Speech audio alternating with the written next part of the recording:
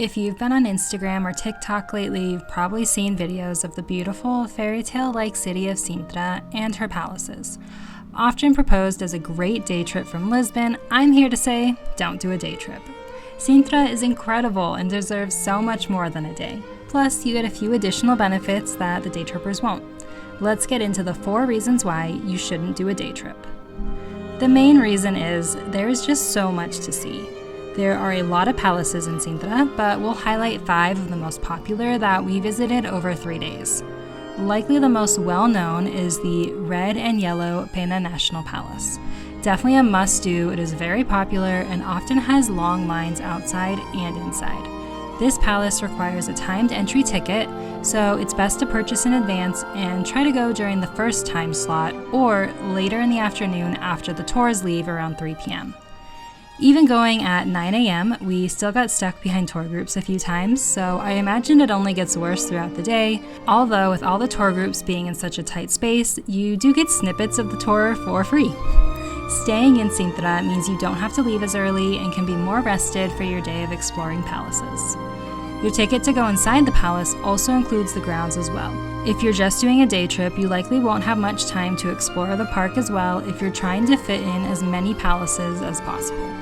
We walked through the park and hiked up to the High Cross and climbed up it a bit for a view of the palace. We wanted to visit the chalet of the Countess of Edla, but left the grounds and didn't realize there was no re-entry, so don't make that mistake. If you want to see the lower half of the park, you have to walk all the way through. Just down the road from the Pena Palace is the Moorish Castle, one of the lesser visited castles in the area. It was way less crowded than the Pena Palace. We loved exploring this old castle fort and really enjoyed the incredible views. You can see all the major palaces from up here, including the Pena Palace, the Sintra National Palace, the Ballester Palace and Park, and the Quinta de Regalera. Since the Pena Palace and the Moorish Castle are next to each other, we paired these together in one day. These next 2 go well together, but unfortunately due to the weather, we had to go on different days. The Quinta de Regalera is another popular spot on social media, mainly for the picturesque initiation well. There's lots more to do here as there's a large park with an underground grotto, caves, towers, and so much more, besides the main palace, which is absolutely stunning. Since it's only a 15-minute walk from the historic center of Sintra, walking is the best way to get here. We also enjoyed lunch and found it to be really reasonably priced for being in such a touristy area.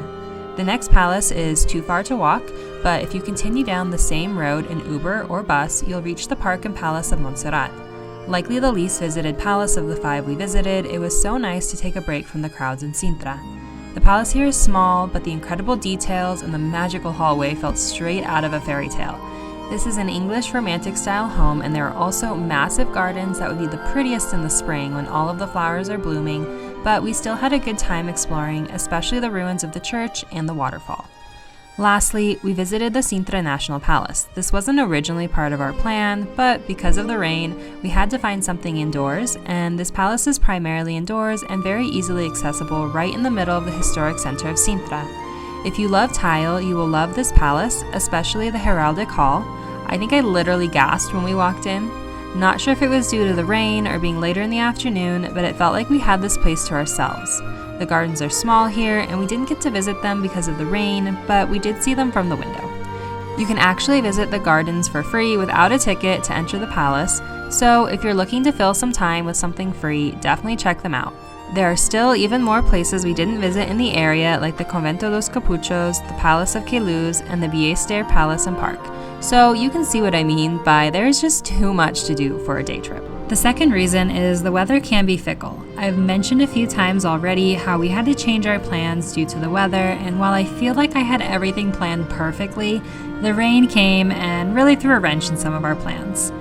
If you only have one day to visit, you don't have time to wait around hoping the rain stops before you visit the entirely outdoor Moorish Castle, or to push visiting the Pena Palace to tomorrow when it should be sunny. Having flexibility with where you visit on which days can be helpful, as locals will likely tell you as soon as you mention the weather, Sintra has a microclimate. This means that Sintra has its own climate separate from the surrounding areas like Lisbon.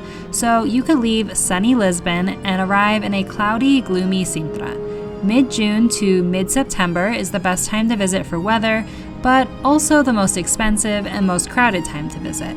We visited in early March and had beautiful sunny days, gloomy rainy days, and both in one day too. Both the Pena Palace and starting in August 2024, the Quinta require a timed entry ticket. So buying your ticket in advance is recommended. For the Pena Palace, you can change your ticket until 6 p.m. the day before your visit. So if the weather's looking bad one day but maybe better the next, you can always try and move around plans if necessary. However, for the Quinta, no changes are allowed. I think the Pena Palace and Park is best with a sunny sky, and it's not even worth visiting the Moorish Castle if it's too foggy, since the whole point is the incredible views. Also, if it's raining, the rock can be very slippery as well. The Quinta is still worth visiting in the rain, since the gloom and mist really complement the Gothic feel. The rain on our visit actually helped keep the crowds away, and we were able to see the initiation well twice with no line. Even with gloom and a little rain, we still enjoyed the Montserrat Palace, and the Sintra National Palace is actually perfect for when you need to escape the rain. Another reason to spread your visit to Sintra out over multiple days is to get the most for your money. Visiting the palaces isn't cheap. I've listed the prices on the screen, and there are a few ways to save though. You save 15% if you purchase at least 3 days in advance online, and can save up to an additional 10% for buying tickets to more than one palace. If you tried to visit 3 or 4 palaces in one day, you could easily end up spending at least 40 or 50 euros a person and not getting the most out of your visit since you'd be rushing through each spot. A separate ticket to the Pena Park is 10 euros, so if you don't visit the Pena Park, you're missing out on half of what you're paying for. Also, the Pena Park, Montserrat, and Sintra Palace all have a game you can play on your phone, scanning different QR codes and answering questions to win a prize. We had a lot of fun in both the Montserrat and National Palace playing the game and learning more about the history. Our prizes were a pencil and an eraser. It's something small but fun, especially for kids. I think the one at the Sintra National Palace was intended for kids, as they gave us a bit of a funny look when we claimed our prize, but they did give it to us. For some of the sites, we paid for an audio guide from Cloud Guide for about €1 at each site, and it really helped to add some extra background information on what we were looking at. I feel like both of these really enhanced our visit, and if you're rushing through, you won't get to enjoy these extra offerings the sites have. And lastly, there are so many day trips you can do from Sintra, and sure, you could do almost all of them from Lisbon as well, but you're situated closer in Sintra for less travel time. For example, we went to see Azenjo do Mar, and since we were closer, we were able to just use Bolt, which is like European Uber, for about 10 euros each way. It's hard to reach this little town on the cliff without a car, but being in Sintra makes it easier to get there on bus or in rideshare. We also wanted to visit Cascais, only a 20-minute drive from Sintra, but we decided to stay inside and visit the Sintra National Palace instead because of the rain. Other fun day trips include Cabo Roca, Praia de Ursa, and taking the trolley from Sintra to Praia de Massas. While more like something else to do in Sintra, exploring the historic center of Sintra is a must as well. We recommend stopping by Casa Periquita for the warm travesseros pastries and getting the steak sandwiches at Tascatinga. We also walked down the trail, definitely not up, from the Pena Palace and Moorish Castle down to the historic center. We stopped at the Villa Sassetti, which was small, but also enjoyed the views as we walked down. I wouldn't recommend hiking up unless you really like hiking or something, but it was nice to walk down in the afternoon before exploring the town more. All things you likely won't have time for on a day trip. I hope by now I've convinced you of 2 things.